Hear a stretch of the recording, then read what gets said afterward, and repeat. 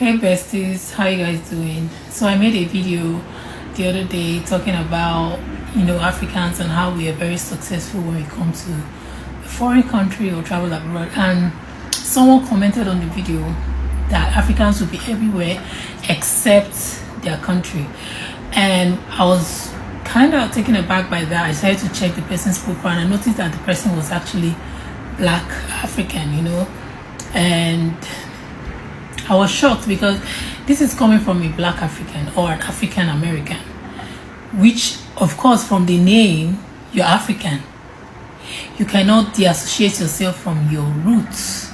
You are African. The fact that your grandparents or your ancestors came here in one way or the other doesn't change the fact that you're African. So why are you saying that we are everywhere but our country?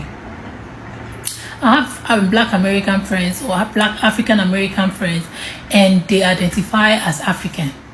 They are proud of their roots, of their heritage. They are proud to be among Africans. They love everything because we are one. We are Africans. And again, I don't even want people to start thinking that my video is against any particular race. No, I just feel that our culture, our continent needs to be on the map. Like, people need to know us more, So that's why I make this video. So it's not like I'm trying to bash any race, but for you as an African or an African American to say you're not African because you've been in the United States all your life, or your ancestors were here, and bro, look at your skin. Look at the mirror, look at your skin. What are you? You're African American. The fact that you've not been to Africa before doesn't change the fact that you're not African American. I said it. All African Americans are African. And if you're in America, you're African American. Okay? So stop saying Africans will be everywhere except their country. What are you? You are African American as well. When you go to fill your forms, what do you put? African American. What race do you put in there? So, as I said, I have nice, beautiful, lovely African American friends that are identified as African American, as Africans. What are we saying? Just like we're contradicting ourselves. Okay? We're one.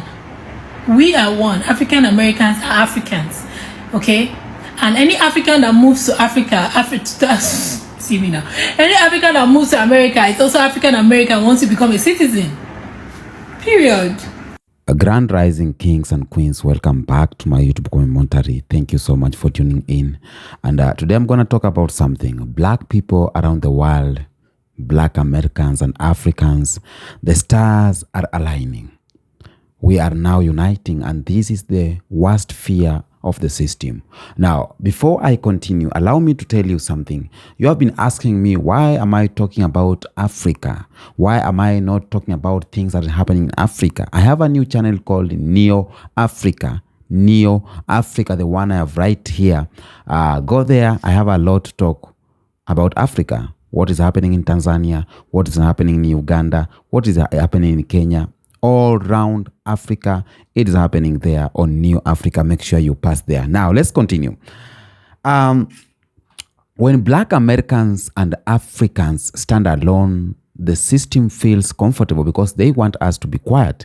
They want us not to talk. They want us not to come together, because our unity is something worse than guns. When we are divided, it's easy for them to manipulate narratives. When we don't see each other as family, it's easy for them to dominate the land, to dominate culture, to dominate our economies, and to dominate our knowledge. But something is happening right now. Something powerful, okay? Something they prayed that will never happen, but it is happening in real time. Black Americans and Africans are aligning mentally, culturally, politically, and spiritually. And that right there is what I say, it is their worst nightmare. Okay? Because a divided black world is manageable, but a united black world that takes empire or that breaks empires, a united black people, it's very very hard to be broken. Okay? Let's talk about that. But before I continue, I want you to watch these clips here and then I come back with my more commentary. Make sure you subscribe on this YouTube channel. And then if you want to know more about Africa too, go to the Neo Africa and there's a lot there. You people like to say, let's forget, let's not blame anyone. Please stop that nonsense. When the Holocaust happened against the Jews, it was 1940s, 45. Not a single African country other than Ethiopia and those who had not been colonized was free. The first African country got independent 1957. There is not a single Jewish person who will allow you to forget the Holocaust. And in fact, there are crimes, not just in Israel, across the world against denial of the Holocaust. US foreign policy, Israeli foreign policy is very key. It's a central issue. Africans, for some reason, must forget something that happened 50 years ago, if you are Zimbabwe 80 years ago. Listen, we must always remind our friends from Europe and elsewhere that slavery was a crime against humanity, as is colonialism and neo-colonialism. That killing Sankara in 1984 because you are opposed to communism and plunging his country into chaos that you are now trying to solve as a problem of poor governance is a shared responsibility. So we will take responsibility for our nakedness. But for goodness sake, a naked emperor cannot lecture us about how to be clothed. Pan-Africanism is not a theory. It's the lived solidarity that made the Ethiopians give Nelson Mandela a passport, that made Senegalese civil servants contribute $1 each every month for the liberation of South Africa, that made Zambia take care of us as Zimbabweans and South Africans as we fought for our liberation, that made Uganda take care of the comrades that now run this country. If Pan-Africanism has no active solidarity action, no active affirmative action, the words are meaningless because even the devil can quote scripture. Let's talk about connection, okay? Because there's been a lot of disconnecting going on. In 1935, when Mussolini invaded Ethiopia, Black Americans in Harlem lined up to volunteer. They were ready to fight for Africa's last uncolonized nation. The U.S. blocked most of it, but a few made it, like John Brown Condor Robinson. He became a commander in Ethiopia's Air Force. And this wasn't the only time. Black Americans fought in the Spanish Civil War against fascism, stood shoulder to shoulder with the anti-apartheid movement in South Africa, and supported independent movements in Ghana, Angola, and a whole bunch more. Our history shows we've crossed oceans for each other before, but it goes both ways because Ghana's Kwame Nkrumah welcomed Martin Luther King Jr., Malcolm X, and Maya Angelou. And Haile Selassie of Ethiopia stood against racism on the world stage. We have enough history of standing together to know the real enemy is division. As an African woman, I'd like to say that I am so sorry to the Black Americans because you guys have been fighting. You guys have been fighting for your lives against racism, known and unknown. People didn't want you to vote. People didn't want you to learn. People didn't want you to have a solid life, housing, food, healthy. That's why there's so many injustices, fake processed food, chemical foods, that's now become a thing for the classes, for people who are not of old money, extreme wealth. Now it's affecting more than just the melanated people here. And I have been feeling next level discrimination being here. I went to ecstatic dance on the beach and thought I met some soul family who like, we're gonna take you, we do ceremonies to plant medicine. They'd never done ayahuasca, but they do mushrooms. And these people also haters, some of them, but then pretending, blowing me kisses, like realizing that this is actually pure light and pure love in its rawness. Like, I see you, I hold you. With all of the plant medicine ceremonies I've done, of Bufo, ayahuasca, DMT, I am connected to Mother Earth. It's my honor and my mission to serve Mother Earth in all of us up.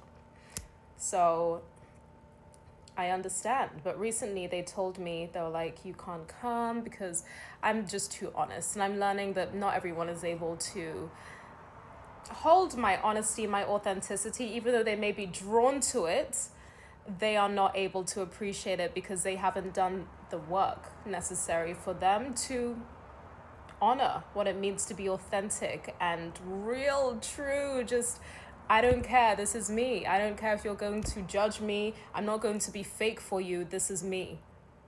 Because I come from love. I have a solid head on my shoulders. I know who I am. So I don't need to bullshit. I don't need to be inauthentic. That frightens a lot of people because they're like, how dare you think that you don't need to play into the same role that we're all playing into. So familiar. We need to shake it up. We need to shake it up for real. And I know it's like, oh, you have all these gifts, Obiani, why don't you go harder? Push yourself hard. In this society where they make it so much harder for the black woman, they say, oh, you're too artistic for your pictures. You shouldn't, maybe lessen yourself down. It's like, how much less do you want me to be? They will always go for the white before they go for the black when it comes to money, bookings, many of the time. And it's so unfortunate, but we can only hope and pray things are changing as people are becoming more awakened and more empowered to realize that there is immense social injustice still prevalent in America, worldwide, globally, but in America, there is still that racism of, I see you're talented, I see you're an exceptional role for something that I am creating, would love to co-create with you and also compensate you. They pretend like they don't even see you and go for somebody else in your face about a role that speaks to your type of essence. But it doesn't affect me. It just shows me that these people, they hate themselves so much. They cannot be in awe at life that is worth awesome. That is worth of the awesomeness. Sculpting, evolving mind, body, soul, energy to be present, pure, and awe-worthy. They can't do it because they haven't done it for themselves. So I don't take any of that personal, and I don't need to pretend to be less than I am in order to appease their fragility. That is what I've learned. Being an immigrant here in America, despite being born in America, I lived in England from 2 to 18 years old and would go to Nigeria during the holidays and was in college there from 19 to about 20. As an international diasporic woman living in America with melanin, the discrimination that I experience here is next level. So I want to say thank you to the African Americans who have been putting their foot down and making things possible for somebody like me to even be here and be able to live in Century City on my own and be able to create and be a part of this dream that Martin Luther King had that is still under play. So let's just keep going. Let's keep going. Let's keep rising. I love you all so much, even though there's some people who wish that I was not existing, forgetting that they all come from black women and that without the black woman existing, what inspiration would you have to aid in your regenerative living, your nurturing, to see what's possible? If we are the origin as black women, birthers of life and creative energy,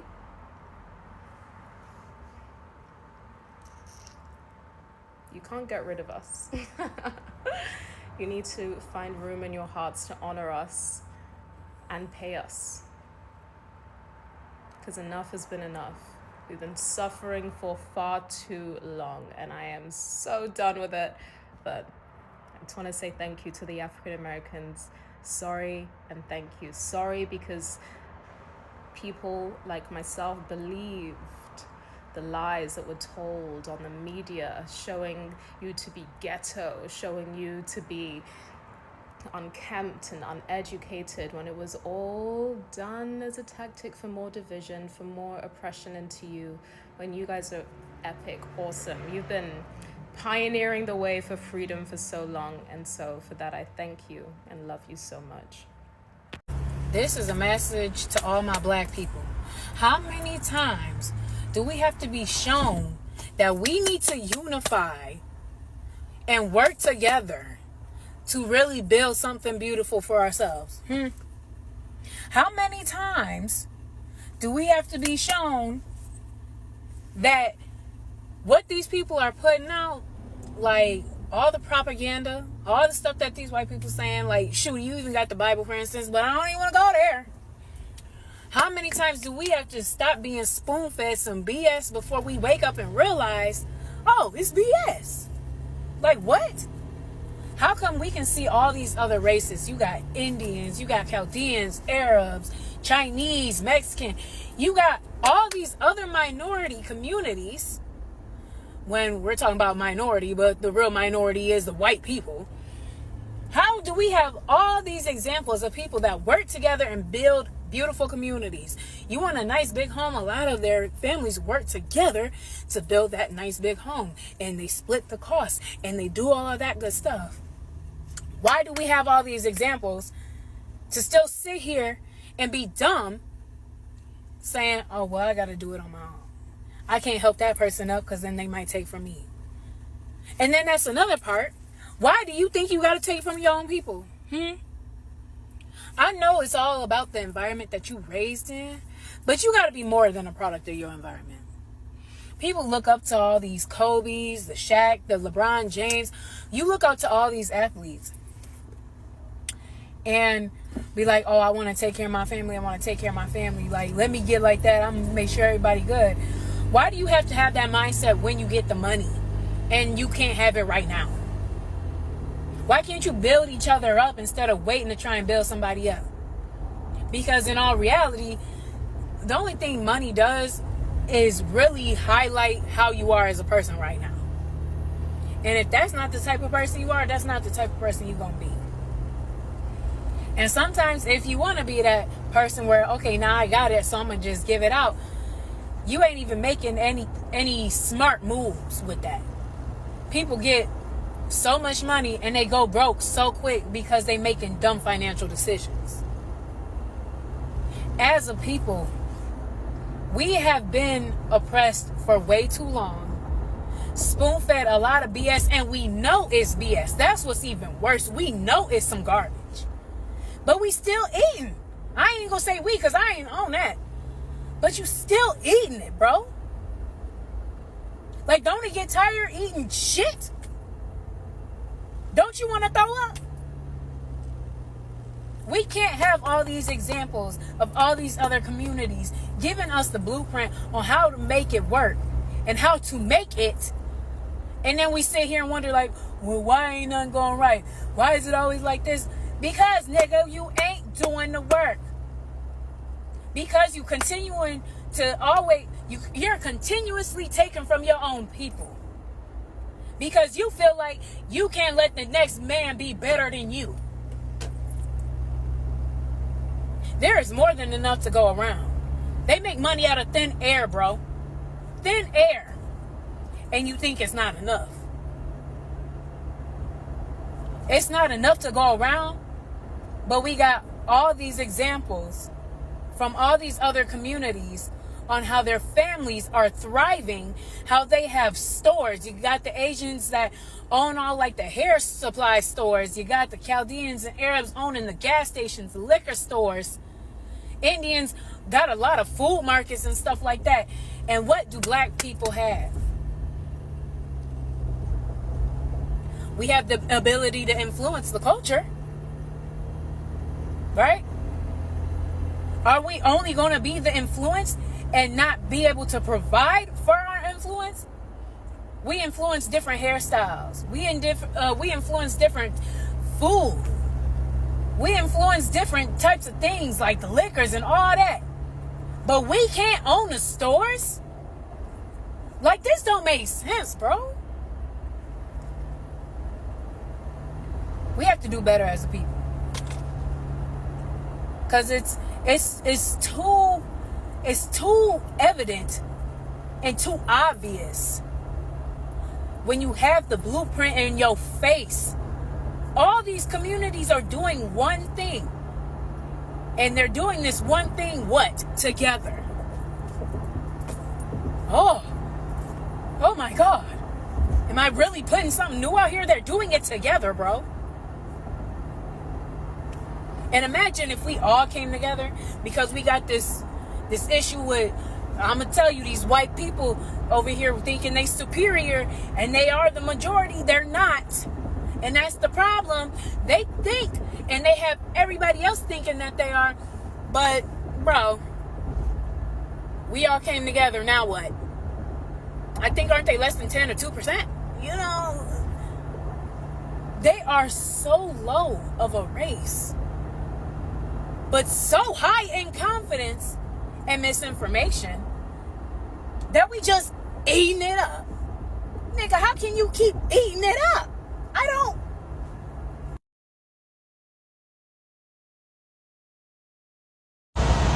What's going on, Hebrew One? We check it in. You heard me? Out here doing a little work. Just doing a little work. You know, try not to work too much. But look, man, I just want to let y'all know, man, y'all got to be vigilant, man. You know, we trying to do something that hasn't been done in a long time, man. We're trying to unite, you know, as a people, man. You know, not like in sections of the country like we did in the civil rights, you know, protests and all of that. Most from people from the South, certain areas, this and this and this. Northern part of the country wasn't as active as it was in the South. But this is a chance for all of us on this land to come together in unity, be on code together. You feel what I'm saying? So when you do stuff like that, you're going to have outside influences coming in here. Okay? Trying to draw your attention to something else or some other cause. You feeling what I'm saying? Like, all these people over here come from another country. They come from another country, and they got people over in those countries. So it would be in their best interest to employ you to help them do whatever it is that you need to do, whether it's protest or anything else, to help them out over there. Help their people out over there. And we done did that over and over and over and over again, and we never got no benefit. You can't name one benefit we got from doing that. I bet you none of y'all in the comment section can name one benefit we received from helping other people. Now, helping and supporting, is, in my view, is two different things. We support what the people are doing that's fighting for liberation, because that's what we're doing also. And we've been doing it for a very long time. And now that we got the ball rolling on something, we can't delay. We can't sidestep over here to go try to help somebody that, when you look at their pages and all of this, they got their home flags on it. They look like us. They got this flag, Nigerian flag, that flag, that flag, that flag, all of that, because they're tribal. They're tribal. And they stick with their tribe. And we ain't mad at you at that, for that. Most immigrants are like that. I say 99% of immigrants are like that. The Vietnamese stick with the Vietnamese. The Koreans stick with the Koreans. The Jamaicans stick with the Jamaicans. The Haitians stick with the Haitians. And all of them came over here and made their own little Haitian towns, the Chinese towns, the Jamaican towns, and you know what I mean? They made their own community inside of America.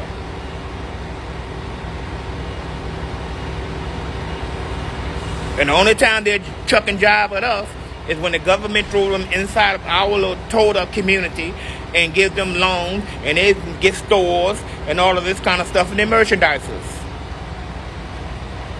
You know, I grew up, everybody that owned stores when I grew up was white. Soon as the Vietnamese boat lifts came, they started selling their stuff to the Vietnamese. When the Vietnamese got full, got their belly full, advanced and moved up a little bit, they sold it to the Arabs. You go to all your flea markets and this and this and this and this, they get that to the Africans. Everybody getting a piece of the pie. Everybody got their own community. Everybody taking their money and putting it into their community. Not the community that they're stealing out of or they're siphoning out of. It's their own community. They got the banks. They got the schools. They got the better living and looking down on us, but they're getting their money from us. And these are the same people that's in this comment section telling us we need to go help this person, we need to go support this person, we need to go support that person, support these people at my homeland. We need y'all African American bodies once again to get what we want. And we gonna go back and sit back at you and look at y'all and holler about why y'all so lazy, why y'all can't get nothing, blah, blah, blah, this and this and this and this. You feel what I'm saying? I feel strongly about what I'm saying. That's why I keep saying what I'm saying. We cannot be sidetracked by this stuff. They got enough immigrants from these lands that they're looking for support from to support their own people from here. But what it is a distraction. Y'all can't let them distract us because this real what's happening right here. This real. To me, I feel like if we can't get this done now, it ain't gonna get done. Y'all should know the tricks in the game that these people use out here. Y'all should know that already. We need to work on us, getting together, being brothers and sisters, looking out for each other, knocking out the drugs, knocking out the crime, and the foolishness. And get on code, we act as one. Just like them immigrants. That's what they do. Watch them. You ever watch them? I live around them. I live around Africans. I live around East Indians. That's all I live around in Richardson, Texas. They stick together. You heard me? Anything they write, any kind of propaganda they do, it don't include us. It's them. You heard me? We need to get that attitude. We can love you from afar. You feel me? Right now, we got work to do. Don't fall for the okadoke. Hebrew 1. Back quiet, baby. They told Africans that black Americans were lost. They told Africans that black Americans were violent and disconnected. On the other hand, they told black Americans that Africa was poor, Africa was dirty, Africa was backward. We have talked about this for a number of times. So this was two lies. Two lies, one mission. And the mission was to keep the greatest people on earth separated. Why? Because they knew the truth. They knew that black Americans carry global cultural power. They knew Africans carry global land, global resources, global numbers. Okay? So when you unite the culture of black Americans and Africans, or the culture of African diaspora and Africans creators, they didn't separate us by accident, but they separated us strategically. It is their strategy, or it was their strategy. And today, what we are seeing is that those walls are cracking. Black Americans right now are seeing Africa differently. And for the first time in the modern history, black Americans are traveling to Africa not out of curiosity, but out of recognition. Recognition of what? Recognition of identity, recognition of history and belonging. Now, when black Americans step their foot in Ghana, Kenya, or Tanzania, they cry tears.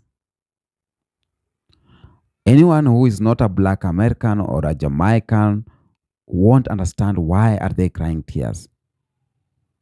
But they're crying tears that generations before them held in silence, because they realize something deep.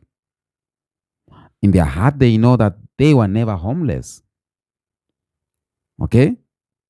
So when you land in Africa, you feel it. The soul remembers you. The ancestors welcome you. Every breath feel like reclaiming your name. And when Africans see black Americans come home with pride, not pity, they respect. They respect them. And it is a healing happening in real time. Africans are waking up too, not black Americans alone. Africans are seeing black Americans right now differently. Because we used to believe what was being told in the media, to think black Americans were just struggling, lost and angry. But now we are seeing the truth. Black Americans are the warriors who survived the most beautiful or brutal, I'm sorry, not beautiful. They survived the most brutal human experiment in history. And after all those, still black people rose to dominate culture, to dominate music, to dominate sports, to dominate education, invention, politics, and global influence. Africans right now are realizing that Black Americans are indeed our brothers and sisters. One time I was in the street of Nairobi and I was doing street questions. I was asking Nairobians, what do you think of Black Americans? And I was astonished because from the answers, a lot of the people never knew Black Americans that much. Okay?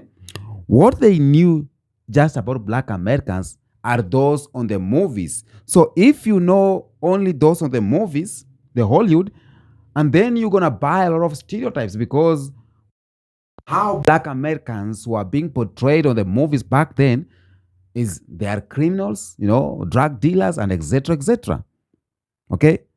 So I was shocked to learn that we never knew about Black Americans. But right now, as we continue making videos and videos, let me tell you, these videos we are doing has changed a lot.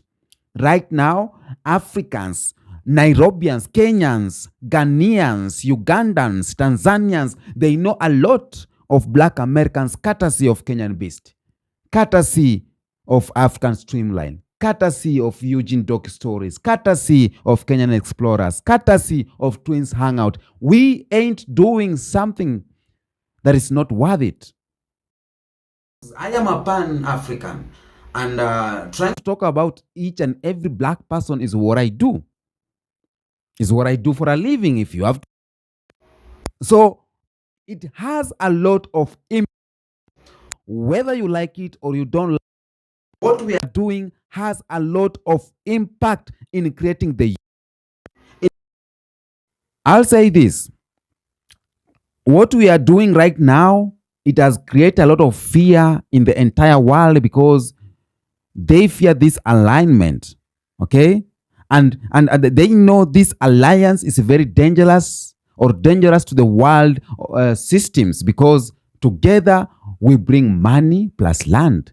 Together as Black people, bring innovation, resources, we bring culture and population, we bring diaspora, continental power, we bring creativity plus minerals, oil, energy, name them. And no other group has that combination. People. Black unity isn't just cultural, but it is economic, it is political, it is technological, and it is spiritual. When the continent holding the world's resources unites with the diaspora controlling the world's cultural engine, what you are creating an unstoppable global influence. And that's why it terrifies them. The world order was built on one principle, and this principle was to keep Africans scattered, to keep Africans divided, to keep Africans dependent. But right now, the scattered are returning and the divided are reconnecting, and that is the end of the control. Look around. Just look around. When you look around, the panic is showing. Okay? Documentaries about Africa are positive right now. Investment in Africa is rising. Black travel to Africa is exploding. Politicians, some of them are talking about Africa like it is the next frontier. They are seeing all the unity forming and they can't stop anyway. They can't erase it. They can't run from it. They can't get ahead of it. They are scared because they know that a united Black world doesn't ask permission. A united Black world doesn't beg acceptance. And when we build our own, their system loses power. That's how it is. Because we have dominated everywhere. Black Americans have dominated a number of things, And there's a culture fusion here, music, fashion, when you go to slang, hair, name it, spirituality, business, collaboration. Black Americans right now are wearing African clothes. Africans are wearing African American style, Afrobeat and hip-hop. It's merging and they are doing something great. African spirituality and Black spiritual awakening are crossing. Okay? So the drum is speaking again across the ocean too. And every time we talk to each other, every time I make just a phone call to my Black American brother, to my Caribbean brother, every time I text, every time I email or WhatsApp my brothers from across the ocean, the lie they build dies a little more. My good family, this is only the first piece of what's going on, because we are just warming up. Get ready, get ready, get ready, get ready, get ready. We are just warming up. We, as content creators, I'm so happy to see most of them coming up and talking about what is happening. Some may think it's all about the value that comes with it, monetary value, but again, maybe they don't know the impact it is giving. But I know the impact of what I'm doing, it is giving out there. I have seen with my own eyes African Americans coming to Kenya courtesy of Kenyan Beast. I have been in the airport receiving Jamaicans who are coming to Kenya courtesy of Kenyan Beast. The message is home. The message is home. Believe me, even if 40% or 60% are still in, we are 40% in it. Even are being in denial, we are still 20% in it. Even if 90% can be in denial of what is happening, then 10% are in it. Even if it is 99% are still in denial, then 1% are in it. The percentage of people that who are changing psychologically and erasing all those fake memories and stereotypes you are brainwashed with, it's enough. But I know it's more than 60% of the people who are waking up. It's a global Black awakening. It's happening in the real time. 1 year back or 2 years back, you could never find Kenyan content creators making video about Black America. No, even we didn't knew about them. We didn't knew about why should we talk about them? Why should we call them back home? Because our education system was different. It taught us something different. It taught us about Vasco da Gama, but it didn't taught us about Marcus Garvey. It taught us about those Dr. Livingstone, those names, they discovered this and that, but they never told us about Queen Nani. They never told us about Queen Ziga. They never taught us about MLK. They never taught us about the... Come on, something is changing. Something is changing. Okay? They separated us in many ways. They separated us because this division wasn't natural. If I sit down and think, it was an engineered division. Step by step, layer by layer, generation after generation. So they studied us and they measured our philosophy, or they measured our psychology. They analyzed our spiritual unity, learned our community structure. Then they designed a global strategy to fracture the Black world. Okay? Now, let me break this playbook how it was. They demonized the African continent. How? They made Africa look like failure. They removed images of ancient empires like Mali, Songhai, Congo, Nubia, Kemet. And instead, they showed starvation, they showed war, they showed poverty, they showed sickness. They never showed prosperity. They never showed brilliance. They never showed how civilized we were.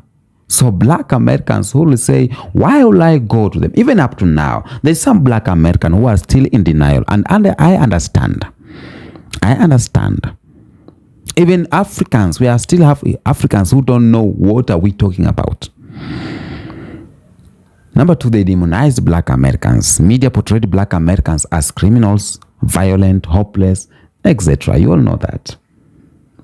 They hid Black American achievement. They hide from us Toni Morrison, Malcolm X, Madam C.J. Walks, Dr. King. They hide from us inventors, scientists, entrepreneurs. They didn't want Africans to admire Black Americans' administrations.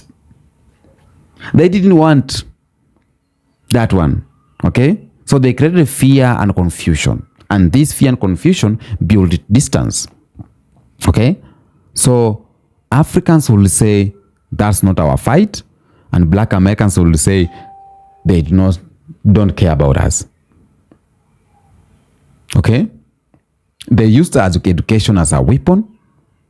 They taught Africans that slavery was just history in America, and they taught Black Americans that Africa was primitive. So we forgot each other. We forgot our shared blood. We forgot our shared enemy. You know, they manipulate religion and spiritual identity. They made Africans reject African traditions as evil. They forced foreign gods, foreign saints, and foreign theology to us, Black people. So there's a number of ways they used to divide us. But I will say, something is happening, family. We are not done. We are not done. We haven't even reached the fire yet. We are just seeing the smoke. And there's this saying in Swahili said, palipo na moshi, papakosi moto.